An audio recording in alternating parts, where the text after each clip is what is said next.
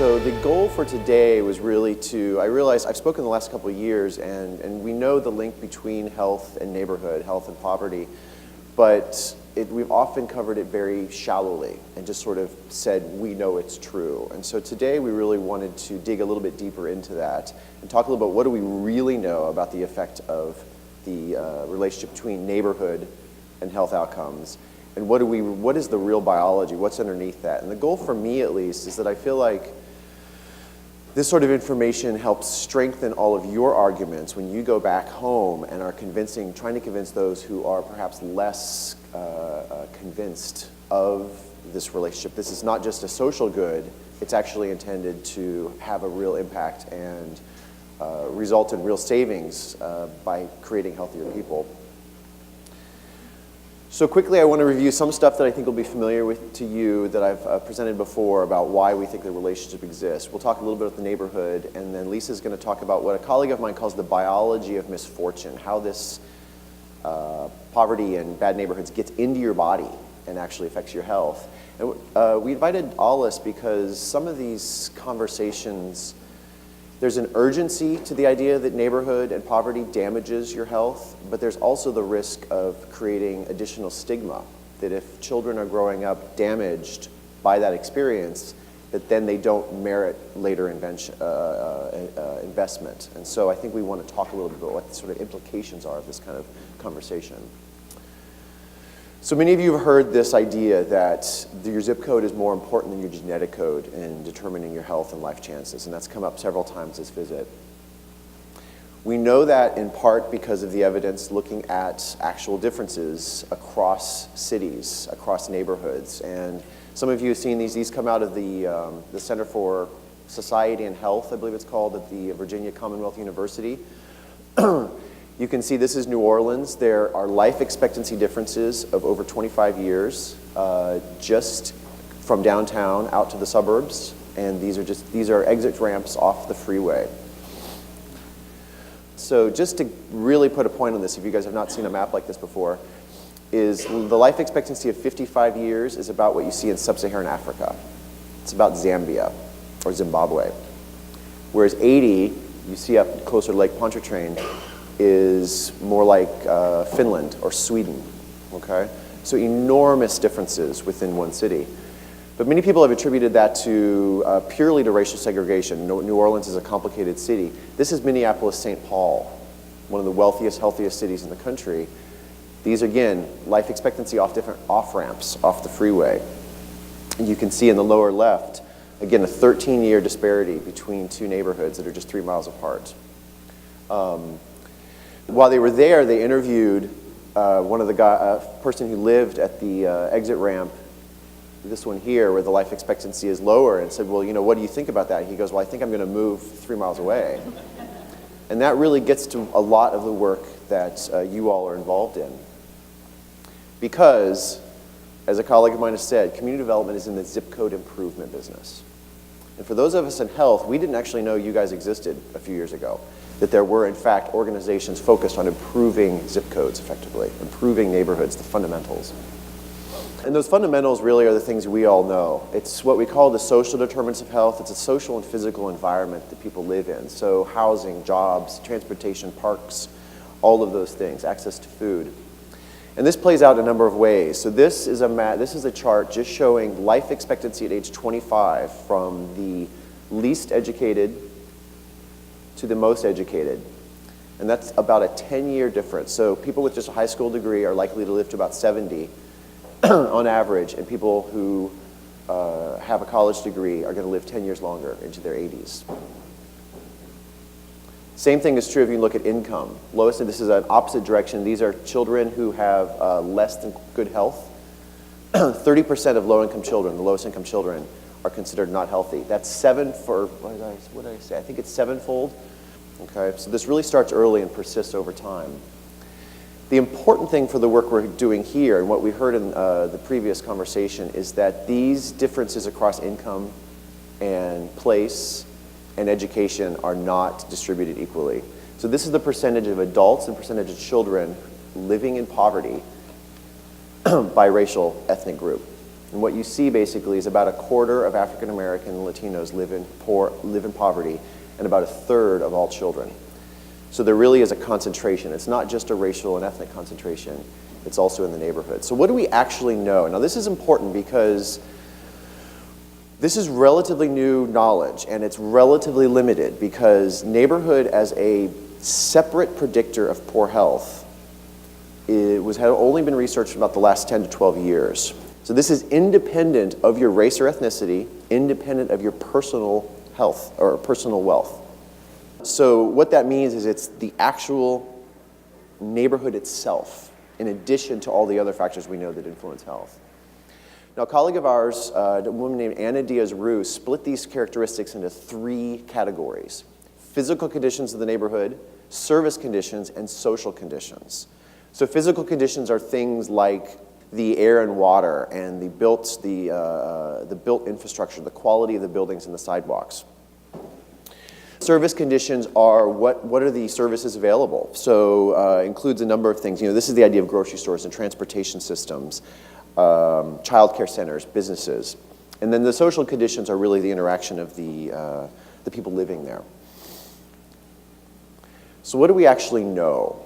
Okay, now what I'm going to tell you are some of the things we know, which is going to leave you with a lot of questions about what we don't know. So the thing about physical conditions is lower income neighborhoods tend to have more of the bad things and fewer of the good things. That's not really surprising.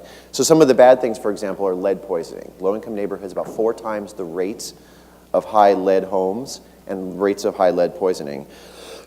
They're also more likely to be close to transportation, so highways and roads, so they get more air pollution, and that directly influences the health of the children, especially young children, the elderly, and those with chronic disease.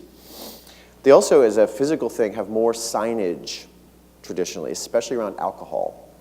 And they found that the more signs related to alcohol are actually directly related to more drinking. There's also the good things that are missing. Now, interestingly, across the country, lower income neighborhoods have higher walkability. And we often hear about walkability as being a good thing. Walkability often is a good thing, but in low income neighborhoods that are missing certain characteristics, it can actually be a bad thing. So they tend to be walkable, meaning shorter blocks, more things are available nearby, but quality of the sidewalks is worse, traffic tends to be worse, good crosswalks are worse, and all those things actually overwhelm the quality of having highly walkable streets and make them more dangerous. They also have fewer streetlights, and we heard yesterday about the link between streetlights and crime. This, again, makes sense, but there's been research to directly back that up. The result then is you see more lead poisoning, more injuries from car accidents, pedestrian accidents in general, less physical activity, which leads to obesity, more crime, and I mentioned the more drinking, which tends to lead to more crime as well. That's all the physical stuff. Now, the service conditions are more complicated. They really fall into 4 major categories. And this, as I mentioned, is really about what we think of as the resources one has. So if you look at transportation, now public transportation they found is actually linked to better health because people are walking to the train and walking from the train to work. So there's actually a reduction in obesity if you use public transportation over using your own car, except when the transit route doesn't get where you need to go, or it's just not as accessible as it could be. So for example, what they found is the link between low-income neighborhoods and access to transportation. Because the transportation routes often aren't designed properly for those populations, they spend more time commuting and more likely to miss work. They spend more money on the commute. They get late fees for childcare. They get less time actually at work, so their incomes are lower. And there's a risk of job loss. And that all leads to the toxic stress, the biology that Lisa's going to talk to us a little bit about. In terms of commercial, the studies that have been done, and again, this is kind of the limit. What I'm telling you is kind of the limit of what we know. Alcohol stores are known to increase crime and violence, as I said, and so are linked to drinking, but also to crime and violence. Corner stores that are more prevalent in low-income communities are linked directly to increased smoking. Fast food, we think it's related to obesity. It turns out it actually is related to obesity, independent of the income level of the neighborhood that you're in. Unfortunately, fast food restaurants are more likely to be in low-income neighborhoods, and especially in African-American neighborhoods, they found. And last, the issue of grocery stores. So grocery stores are generally a good thing to have because of the access to food. But what they found is, regardless of income, grocery stores are less likely to be in African-American neighborhoods across the country. So even well-off African-American neighborhoods are less likely to have a grocery store. So again, sort of one of these infrastructure issues. Recreational facilities, same idea. If it's there, they're good for you. If they're not, it's bad for you. So putting those in is really important. And they're less likely to be in these very same neighborhoods. The most important one of all these is probably education. I actually really believe as a physician that the primary driver of long-term health is the quality of the education you receive. If you successfully graduate from high school, in fact, they've done a study, they've shown that if you graduate from high school, you do not yet have a baby, and you don't have a criminal conviction, the likelihood of being poor is about 2%. So think about what we could do in this country if we doubled down and made sure that every single child graduated from high school without a baby and doesn't have a criminal conviction. It seems like a pretty low bar, but we really aren't there yet. So the trouble is, as we know, the schools in the low-income neighborhoods are generally worse. They're underfunded and the quality of teachers tends to be worse. And that's one of the drivers of what we see as the health effects later on. And then last is the social conditions. This is an interesting picture because it's a reminder to us. This is a family in West Virginia. This is in Appalachia. And it comes from a story about a young mom who is addicted to heroin. And so it's a reminder to me, at least, that the issues we're talking about here are not purely rural, are not purely urban, and nor are they really do cut across race and class and ethnicity. So what they find, there's been a lot less research on the social connectivity. And again, this is independent of wealth and race, ethnicity. But what they've really found is, as we would suspect, greater social connections result in greater sharing of resources and greater sharing of information. So that those things tend to be protective, and those things are the things that are missing in lower income neighborhoods. They also tend to, there can be social norms that discourage the kind of destructive or unhealthy behaviors. Things like teenage drinking, smoking, littering, graffiti. Those things in a more stable neighborhood are directly connected to these sort of negative health consequences. And then, of course, the issue of crime. Lower income communities are tied to crime, and the crime itself, the sense of, they actually talk about a perceived safety. So the perception of safety has a separate effect on health beyond the actual safety of the neighborhood, in part because people stay in, you don't let your children play outside, and they found that a sense of a lack of safety will play a role even if the neighborhood's safer than the parents perceive it to be. And that can be safety in terms of both crime, but also safety often in terms of traffic accidents and people speeding through neighborhoods. So I want to just finish up, because this has come up a few times this week, is the Moving to Opportunity study. You have probably seen a little bit about this. This was a study done in the 80s where they randomized vouchers. It's one of the most carefully examined studies of the impact of neighborhood as an independent factor. They've randomized families to higher and lower income neighborhoods or to getting vouchers. Now, a lot of the families moved to other low income neighborhoods, which made the study complicated. But what they found was there were not the best impacts. They had hoped it would really show enormous positive improvements on families' economic viability, on their health, and other things. It was considered sort of a failure, actually, until recently. And the reason you've seen it in the paper recently is because Professor Ross Chetty, who's currently at Harvard and is heading to Stanford, has reevaluated the data and looked at the children. And what's interesting is the children, there are huge effects of moving at a young age to a better off neighborhood.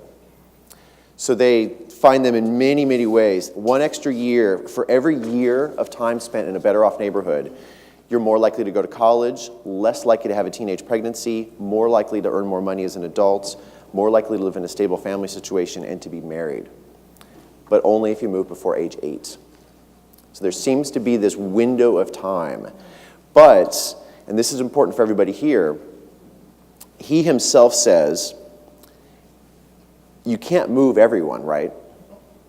If you move a small number of families, but the policy can't take everybody who lives in these neighborhoods that you're worried about and move them somewhere else. So ultimately, this is his quote, I think we really have to really have an impact on poverty in the United States, we have to go in and fix the neighborhoods that don't seem to be doing well. So it's really, there's been a lot of press around this recently, some policy changes that have come up and Supreme Court decisions. We really can't move everybody out. We can't put all of our resources into the higher income neighborhoods and get everybody out, but we have to do, it's a both and. We want to move people that are ready and want to move out into better income neighborhoods, higher income neighborhoods, but we also need to improve the neighborhoods that they're in. So I think that is sort of where we're standing. So think about the questions I didn't address, because if I didn't mention them, we basically don't know, okay? But what I also want to do is give Lisa a chance to talk a little bit about, you live in a lower income neighborhood or a place that's less stable. Why is it that your health actually changes? Why does it affect the health of children and adults? And we'll talk a little bit about that, and then we'll talk about the implications. Podium a little bit. So I really appreciate the invitation to come and talk to you today. And we're going to do a little MiniMed School for the next 10, 12 minutes. And as David had said, I do a lot of work in Sacramento at the health policy level around a lot of these issues based on my research. But we're going to go from the 50,000-foot big picture policy level to, Doug was talking about neighborhoods, and I'm going to take you all the way down to the cellular level. So hang with me on this journey. And then Olis is going to bring it all together for us all the way around, as she's very good at doing. So I was really asked to talk about why are people having such different outcomes? And what is the science on that? Because we have incredible emerging science that's helping us understand and really elucidate what is chemically going on in our bodies that are causing these huge differences in life expectancy, for instance. And I think if we can understand that and find a really compelling way to articulate it, it'll matter to policymakers. It takes the burden off the individual, that the individual needs to, get themselves going, and helps us understand with better insight, more accurate insight and scientific insight as to why these changes are happening. So there's about 6 areas where the science is really exploding, and Dr. Jack Schonkopf, who was mentioned this morning, is one of the leaders in this, but due to time, I'm just going to talk about 3: neurodevelopment, toxic stress, and resilience. And some of the examples I'm going to try to talk about briefly are based on my work with my patients. So I see patients in East Palo Alto and at a federally qualified health center. I've been out there for 12 years. It's a largely immigrant community. It's an absolutely fabulous place to work. And so a lot of some of the stories will come from myself drawing those insights from those patients. So let's start with our Med School 101, neurology. Let's define some terms. Neurodevelopmental disorders are impairments of the growth and development of the brain or central nervous system. A narrow use of the term refers to disorders of function that affect emotion, learning ability, self-control, and memory that unfolds as individuals grow. And poverty increases the risk of these neurodevelopmental problems. And why is that? Well, we know, again, from the science that's coming, that there is dramatic growth of the architecture in our brains, of the neurons in our brains, and those early years. And these are slides, literally, of brains from all the way over on the left, a newborn, 1 month, 6 months, and 2 years. So you see an increasing density there. And we know that 90% of a child's brain is formed by 5. So what you were talking about with Raj Chetty, an important inflection point at 8. We know that the brain rapidly grows and develops these dense networks by the age of 2 and ultimately by the age of 5. And so what changes that? Why do some people have denser networks than others? And it has to do with toxic stress and the environment of the child. Indeed, 700 connections are made every second. 700 connections are made in the newborn brain every second. So it's an unbelievably dynamic time. And when I think about sometimes when I walk into a room, when I first walk into a patient room, I see a lot. Just in that first moment. They've been in there waiting, depends on the day, a minute, 10 minutes, 20 minutes for me. And so there can be varying levels of hostility. But when I walk into a room where I'm seeing, let's say, a 6-month-old, what's the situation? What's going on? And is the mom there really, talking to the baby and interacting and hanging out together waiting for me? Or is something else going on? And I had one case, I was trying to think of examples, where I walk into the room and I was confused because I didn't see a baby. And I was like, what's going on? Because the car carrier was there, and where the baby is, but it was facing the wall. And so I assumed it was empty.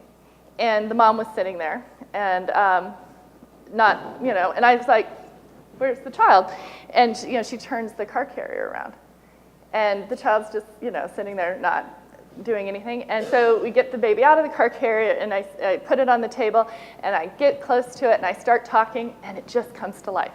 Its arms start flapping, its feet start kicking, it starts smiling and interacting. Those neurons just got fired up. And so this interactivity, this serve and return, is critical during this period. And we know that it can really change the architecture depending on that type and quantity and quality of interaction. And so this is an important emerging, we didn't understand all this 10 years ago. We didn't understand the importance and the neural networks and how these things are evolving. So what causes different levels of the architecture to be able to be formed? I want to move to number 2, which is toxic stress. So you're going to hear this term a lot, toxic stress. What does that mean? It means the amount of stress in your body at any given time, and it becomes toxic at certain levels. So we've all experienced it where we have a fright and we get scared, right? And so what's happening there is kind of indicated by these red lines. You get startled, and it goes down to what are called your adrenal glands to release adrenaline, and that's that fight or flight, right? And so I think right now, if all of a sudden the fire alarm was to go off, right, bam, big loud noise, every one of you would experience a higher level of stress. Everyone in this room would have their adrenaline system activated, your heart rate goes up, your blood pressure goes up, you get a little clammy and sweaty. It's a normal stress response, okay? So, and everyone in this room would experience it at a different level, okay? We have a different kind of inherent response to that. And whether or not you're experiencing that level of stress, again, it's changing the chemistry in your body. It's changing your heart rate, changing your blood pressure. And so what we've come to term are different levels of stress. You have positive stress, tolerable, and then this is the one we refer to a lot, which is toxic. And positive stress, we actually think that brief increases in the heart rate, brief and mild elevations of the stress hormones for developing children and even adolescents can be positive, okay? So a brief example would be a child who, in my clinic, they're gonna get shots. It's like a torture chamber, my clinic, and from a child's perspective, and I can really see that in their eyes. And so they're gonna have this stressful experience, and then as soon as it's done, it's a really bad 7 seconds or whatever, they go straight into their parents' arms, right? And there's soothing, and there's comfort, and there's love, and there's support. So there's a brief strain, which we think might be protective in terms of developing a lot of networks, and then it comes right back down because they come into that embrace. Sometimes for adults, my stress level would be higher right this minute than maybe on another normal Wednesday, which actually I'd be seeing patients right now normally. So, we all have these kind of experiences. Tolerable, again, the stress is when it's more, a little more chronic. You don't always have that receptive adult to help bring it down. And then toxic stress is when it's quite prolonged. You have prolonged activation of that adrenal system, of that blood pressure, and of that kind of heightened alertness. And what we know that does is it causes, you get the increased adrenaline, increased blood pressure. This pressure damages the blood vessels. So the blood vessels that carry everything through start to get little nicks in them, and they're not as smooth as they once were. In those little nicks, cholesterol flies by, gets lodged in there, and you start to build up plaques. Those plaques go on to cause heart attacks and strokes, and then we also know their impacts on the immune system. This is what leads to those off-ramp differences. When Doug talked about the life expectancy at this off-ramp is 55 versus 80, it's this. These are the leading causes of death. So it's prolonged activation of this system that gets into the skin through these mechanisms that give us these different outcomes. And the more I think we can connect those dots, the more I think we can make compelling policy arguments that this is not just. Finally, I want to talk about resilience. We all know that there are exceptions that there are amazing people who can come out of adversity and do really well. And the science is trying to understand what creates this resilience. Why do we have some situations where we have a lot of negative experiences in a person's life that maybe are outbalancing the positive outcomes, and yet people still do all right? So when the positive tips the scale, we think, well, it's because they have, a certain neighborhood or family or different kinds of things. But one of the things we're starting to understand is how the scale tips has a lot to do with where the fulcrum is. Where is that tipping point? Not everyone has it right in the middle. Okay, so it's not just about the experiences, but where is that balance point that can help favor one outcome over another? And that balance point has a lot to do with one's genetics, their epigenetics, what I'll talk about in a minute, temperament, and their abilities. So some inherent things, like a football player, who I just heard talking about in there, who had a lot of skills, right? He had some abilities. That moved his fulcrum in one direction or another.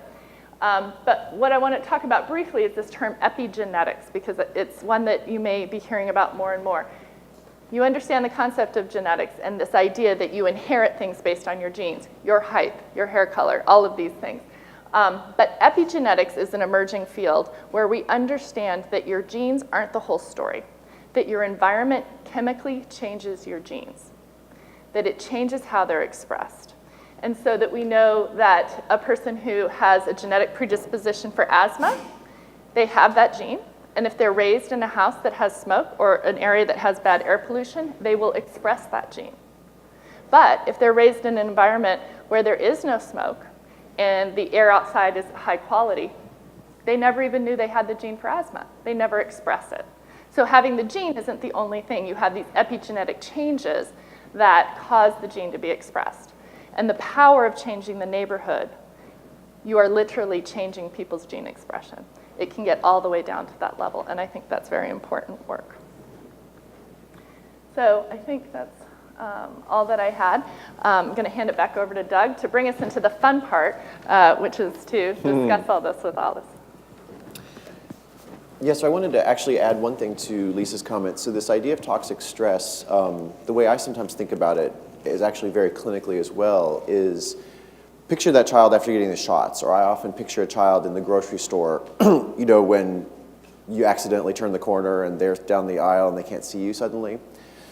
Picture a child whose mom or dad is checking in on them regularly by eyesight, or who's ready to embrace them after the shots.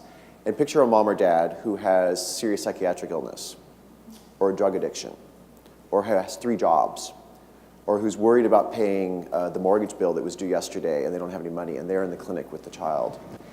They are, for many reasons, less able at that moment to provide that reassurance.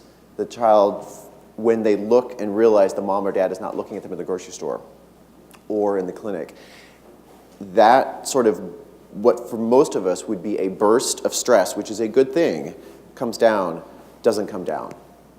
And that starts turning into this sort of lack of comfort that the world is actually there to support you. And many of us grew up in a world where we were constantly supported. And our body, we embody that, as Lisa was suggesting. So just to summarize quickly, the neighborhood effects independently are real. And this literally was not known. There was a real belief as little as 10 years ago that all the effects related to neighborhood were just due to the individuals in the neighborhood. It had to do with your own poverty, your own family issues, your own background, not anything about the neighborhood itself, okay? So this is new. The social environment, this is also new in the last 10 to 15 years, is how it really gets in the body. It affects, as Lisa said, all the way down to actual gene expression, this idea of epigenetics. The importance of resilience. There's kind of 2 ideas there. One is that there are things we now think increasingly of, not just risk factors. Traditionally, public health has thought about what are the bad things that we can get rid of. We now are thinking, what are the good things that we should create more of? If we could create more grandparents, we'd probably all be better off, right? Like it's a protective factor to have a grandparent in most cases. It's not a risk factor to not have a grandparent. So you have to think differently about that.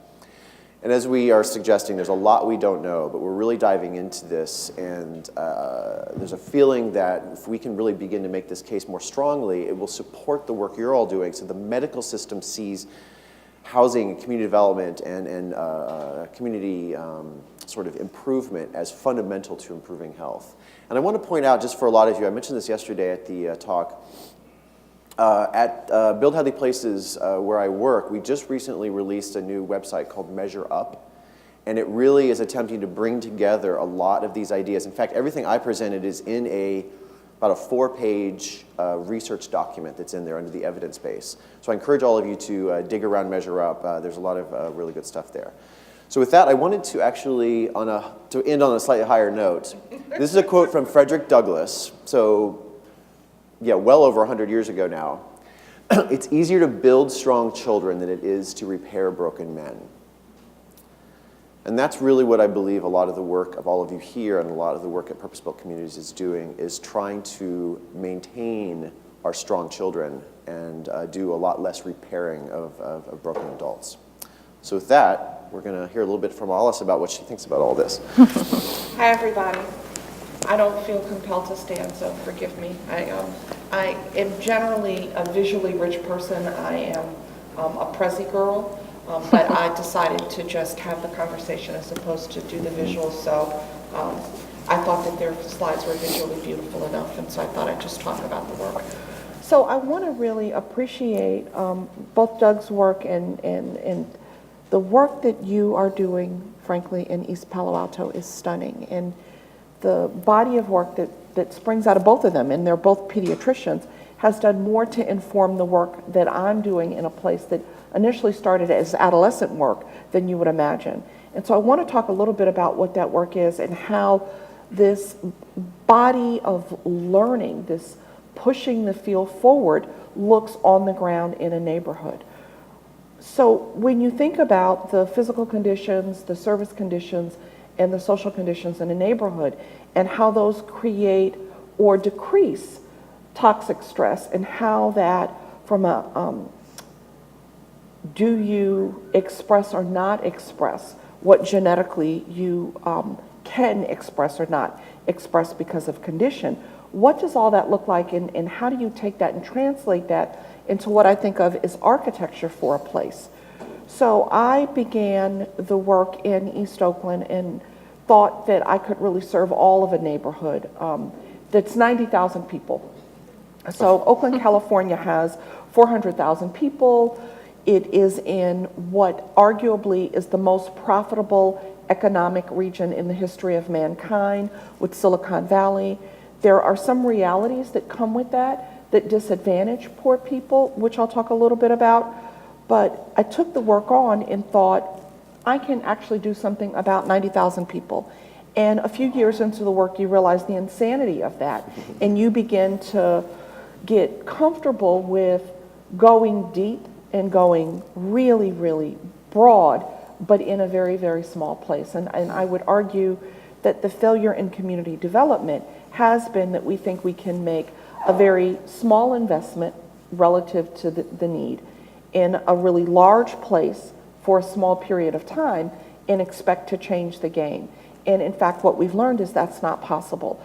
The issues that are real, that start not only at birth, if you are born into a poor neighborhood to a poor family, but as we heard in our last session, start actually before birth, that these are intergenerational issues, that it takes, and I love the term, sort of a durable strategy. It takes a durable investment.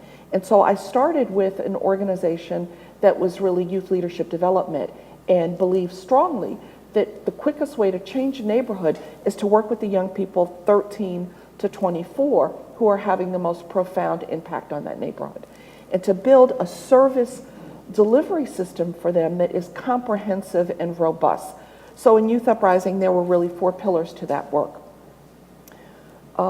And we really measured in 5 ways. Are you physically well? Are you spiritually and emotionally well? Are you intellectually well? Are you financially well? And are you adhered to your neighborhood? And on the ground, that looked like health and wellness. So we have a full-blown medical program that is adolescent health. Mental health, we have the largest mental health team in our county.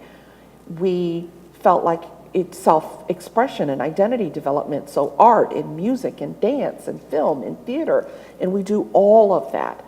we also felt like it was about education and career. So are you helping people re-enroll in school? Are you helping them think about college as a first generation college attender? Are you helping them adhere to the labor market?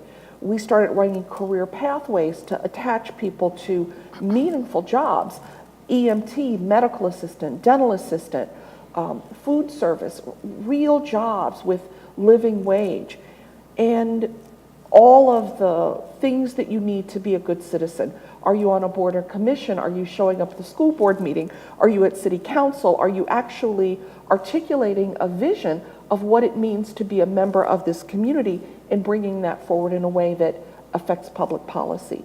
And what we learned over time was that you really couldn't serve your way out of the problem.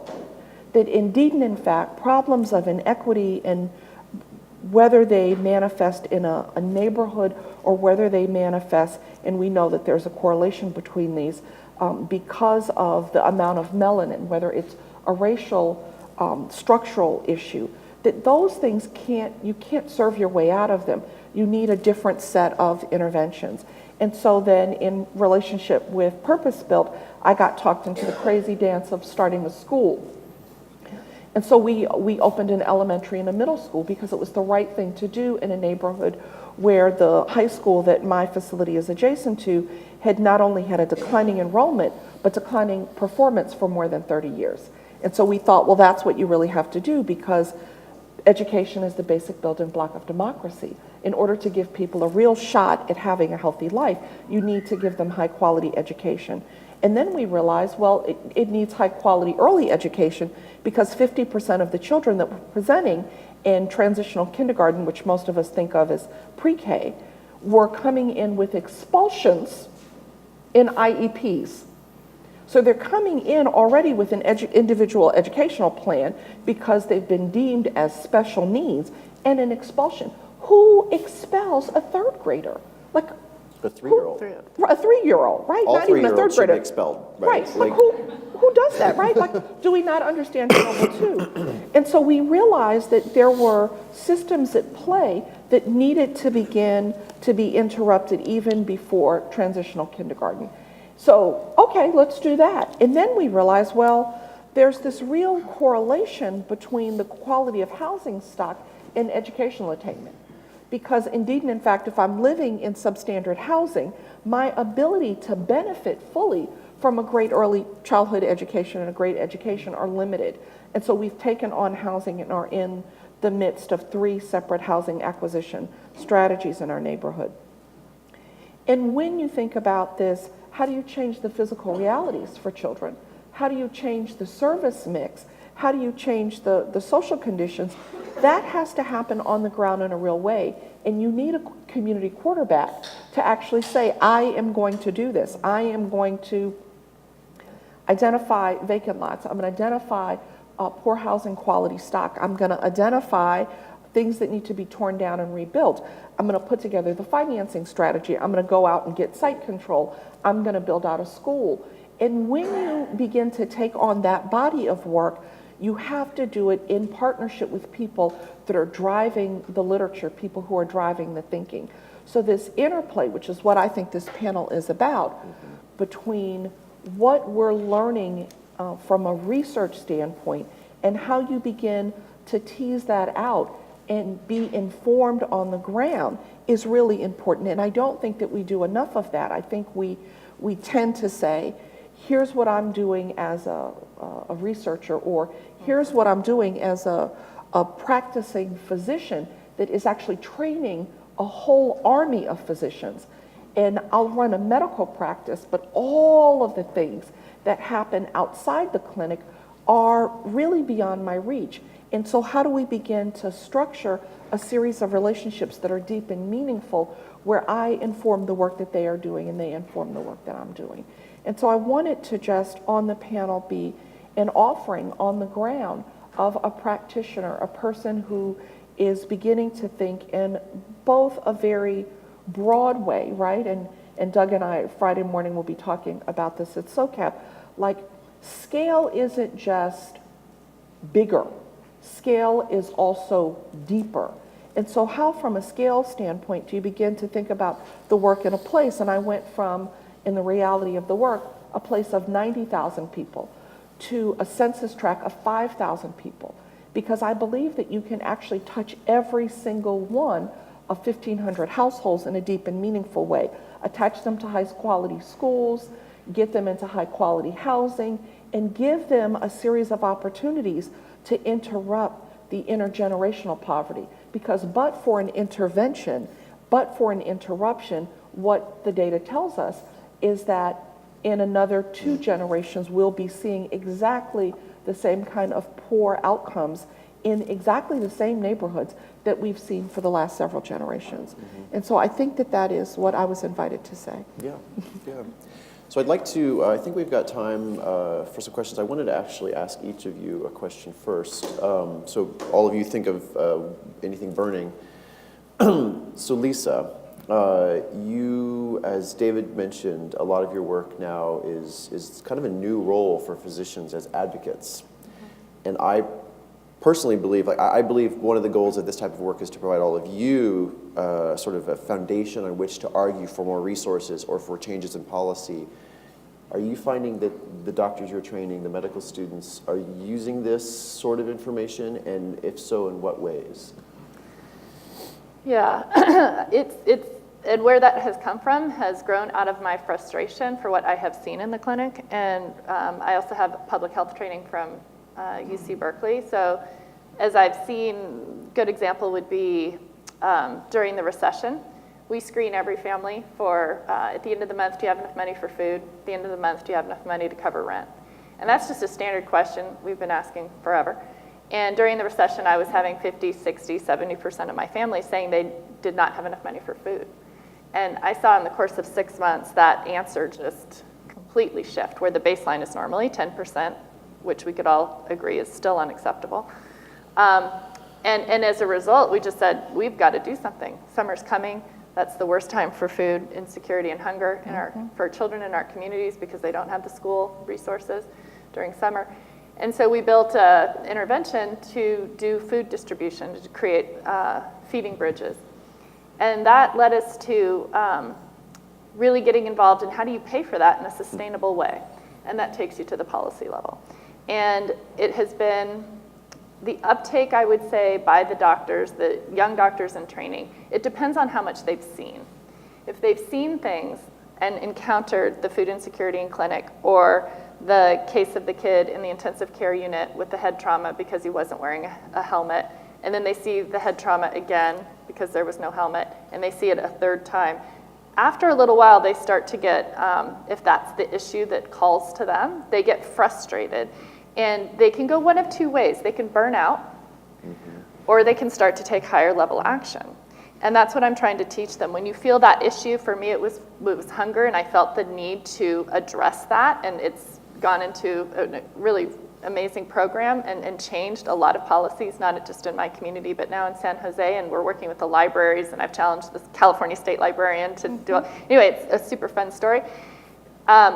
But that helps me not burn out, and that helps me stay strong in my work. And for other doctors, it's the head trauma or child abuse prevention because of a stressed out mother, et cetera. So recognizing that feeling and addressing that through teaching them how to think through what are the relevant policies and how do I take my family stories and bear witness and try to convey that into better policies and prevention, I think is been quite successful. But it really depends on their level of training. The interns, the first years are kind of like, interesting. And the 3rd years are emailing me going, okay, I've seen 4 kids fall out of windows. What is going on? What are window guards? I'm like, let's talk about window guards. Let's talk about window guard legislation. Why don't we have that here in areas of high vertical density housing? So it depends on level of experience, I would say. Yeah, and it's important to remember when we were doing our training together, there was actually a push against doctors playing a policy or an advocacy role. So this is relatively new, and Lisa gets a lot of credit for that. There also was this issue of what do you do with this information. It was just outside your training. The idea of Not your job. a community, that's someone else's job. You were to deal with the consequences of that. So Olis, a question for you then is, my concern has long been that this research provides an urgency because children are being harmed through no fault of their own, but through the nature of the place that they were born into. But that harm is, in some cases, there's evidence to think it can be long-standing. And so does it, in fact, in some way, further stigmatize, or does it risk a generation of children being thought of as, well, it's not worth investing more money in them?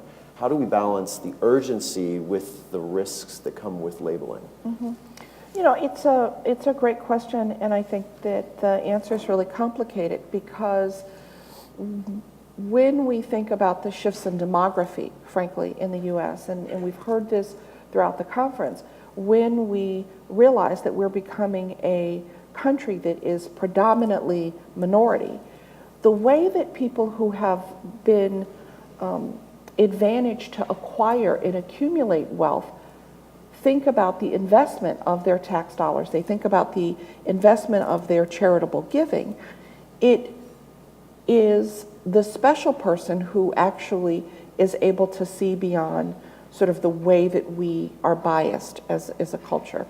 To say, like, I want all children, regardless of what their ethnic or racial composition is, to be safe, to have quality schools and quality housing. And so I think the sense of urgency isn't broad enough spread in our nation. California, for instance, as the demography started to change, we took legislative action in Prop 13 and said, we're paying too much for property taxes, property owners. And when you understand FHA and when you understand the way that home ownership was really promoted predominantly for white people in America, that really was a government subsidized ownership. And we decided we didn't want to pay property taxes in the same way. And we basically defunded public education in a really substantial way. And when you talk to people about the reinstatement of a more equitable property tax that will fund education, people will revolt. And so I think the sense of urgency isn't broad spread. People like us that are working in these communities that see it, that understand this isn't harm in a moment for a child and later on a lollipop and a trip to, you know, Disneyland and a lottery, if you're lucky, is going to solve. Like, these are long-term physiological alterations to children. And for people who were here last year and heard Dr. Jack Shonkoff talk, like, really understanding it is potentially remediatable, like potentially we can resolve this, but the danger is that we've done permanent harm. I think that we haven't yet fully accepted the impact that that has on the global economy, the impact that has on the regional economy, the impact that that has on standard of living in a city. And so you see that in lots of different ways. You see it in patterns of, for instance, in Oakland, gentrification. Oakland has had a 65% increase in rent in the last 2 years. And so people who have been born and raised, their families, their parents were born and raised in the city, can no longer afford to live there.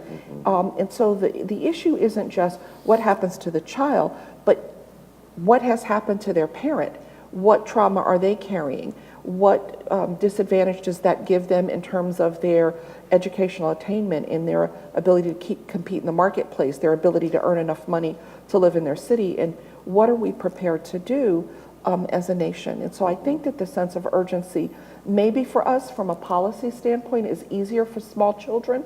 And maybe we need to collectively get together and have a strategy and say, people feel warm and fuzzy about little kids, let's get an early childhood policy that we know is going to have intergenerationally some positive impact. But what do people feel urgent about? Not us, right? I think the people here all feel urgent about all of it. But what is the thing that's saleable at a policy level that really allows us to make investments in neighborhoods that have generational impacts? I had one comment, and if anybody has a question, please let us know. I think one, to your point, I grew up in rural Ohio, so it's very conservative, and one of the statistics that I think this sort of research actually strengthens is the idea that as little as 20, 25 years ago, there were about 5 working adults for every retiree paying into Social Security, right? Goes right through, there's no lockbox. My money being put in is not being saved for me in some way, right? It's going to current retirees. Right now, there's about 3 working adults for every retiree. In as little as 15 to 20 years, there's going to be 2 working adults for every retiree. 1 out of every 2 will be Black or Latino. Right. Those children are in school right now in our current public school system. Are they going to be the high-paid, productive citizens who are going to be paying all of our Social Security? That's right.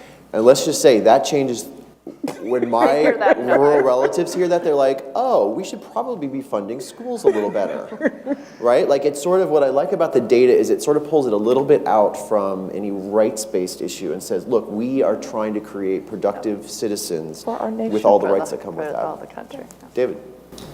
This is great stuff, guys. This is on. But particularly, Lisa's your point about epigenetics, really is going to be a powerful part of the case we try to make about place-based change, and we're really not doing that now. So I'm looking forward to really adding that to our case. But I was wondering whether you guys could offer this group some practical advice.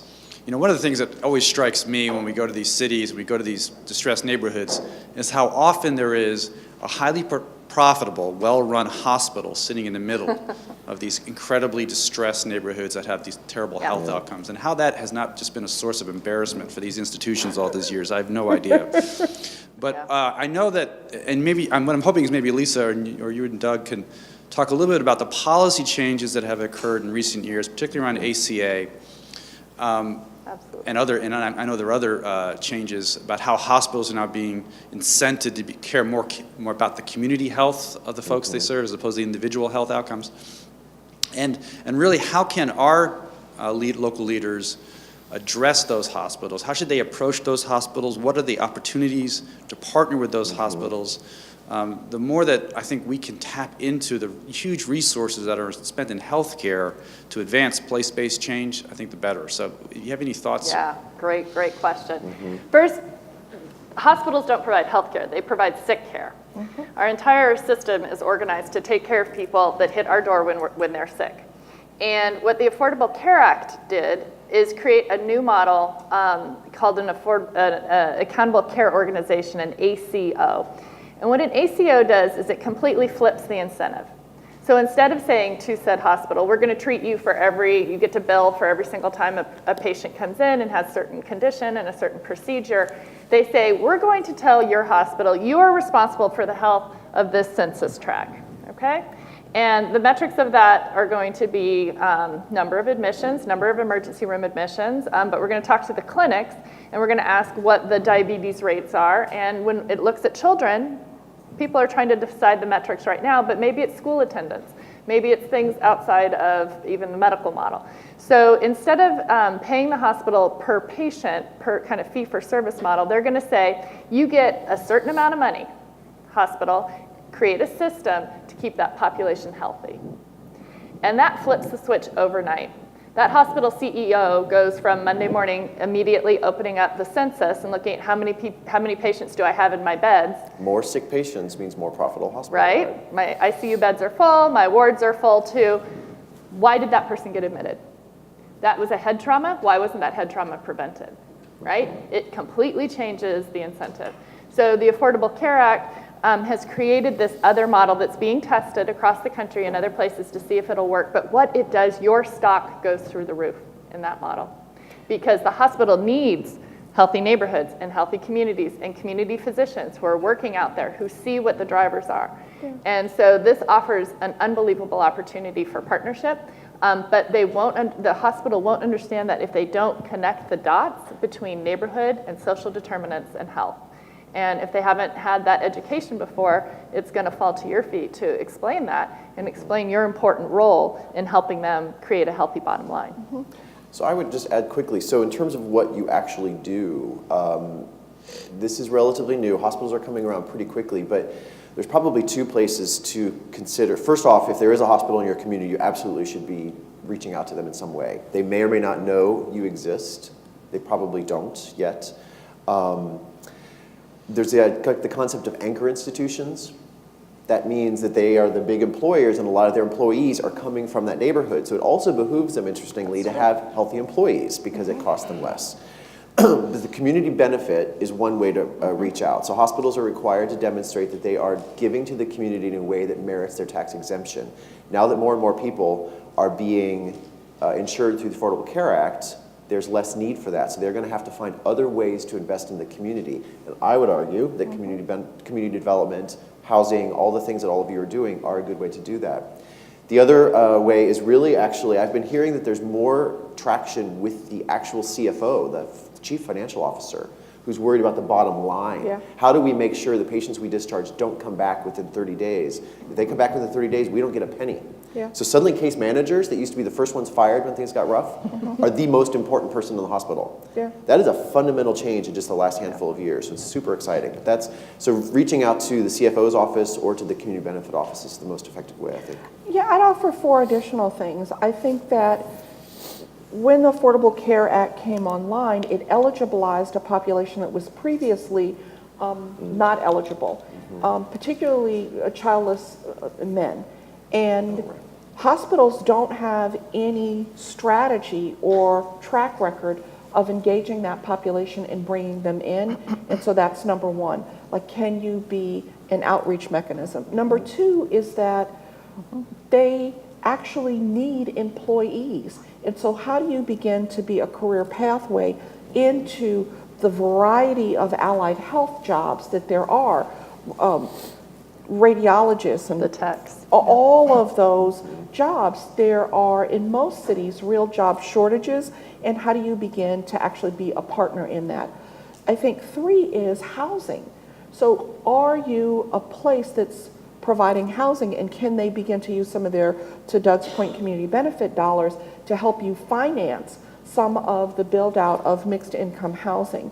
And I think 4, what really hospitals need is a different face to the community.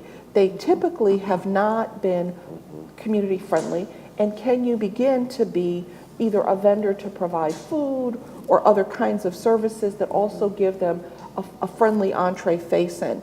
And I would say that, you know, while I think Evergreen Cooperative has provided a really great model for us out of Cleveland about how that anchor institution can take some of its procurement dollars and put them out in the community, create jobs, that model really comes from a place of what are the needs of the hospital. And I'd argue that we need to actually, as community stakeholders, say, what are the needs of the community that we can actually get the hospital to meet, not just what are the needs of the hospital that the community can meet. I think we're almost out of time, but Colby, do you have a question? Well, I think, Olis, you may have just answered much of my question. I'm Colby Daly. I'm at the Build Healthy Places Network with Doug, and we work really hard to help foster cross-sector collaboration, which is what we're talking about right now, specifically between community development and health. And so my question was going to be, I think for Olis, practically speaking, what are the opportunities that you see or that you'd like to see for partnership with the health sectors? And I think you just answered that with the hospitals, but I'm also thinking about public health as well and ways that you would like to see the public health sector coming on board to support the work you're doing. So I would love to give people 3 really great examples of things that you can do, and I come from the privilege of an amazing public health department. Alameda County's public health department is probably internationally renowned for how forward-thinking they are. So everything that I'm saying really comes from them, but you should go back to your public health department and sort of push them on Shame this. them. Shame them, right? So epidemiology is the access to data. So we come to this conference, there are all of these amazing data sets that we have access to, but they're like national. But your public health department's probably collecting an amazing amount of data and could provide census level, even maybe block level data, neighborhood level data for you to begin to partner with them, to begin to understand what is my impact or where are the places that I ought to be working. So access to data is really important. I think, too, is they generally have access to a lot of really amazing public health students, and sometimes you get lucky and get somebody like this that is both a medical doctor and a public health person on a dual track. And so how do you get access to that?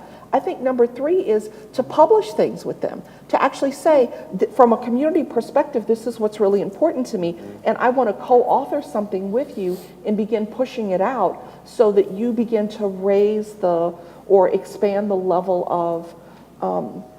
of your audience to bring attention to the thing that you care about. So those are the 3 things I'd push for. Great. Well, let's give our panel a hand. I think that was a great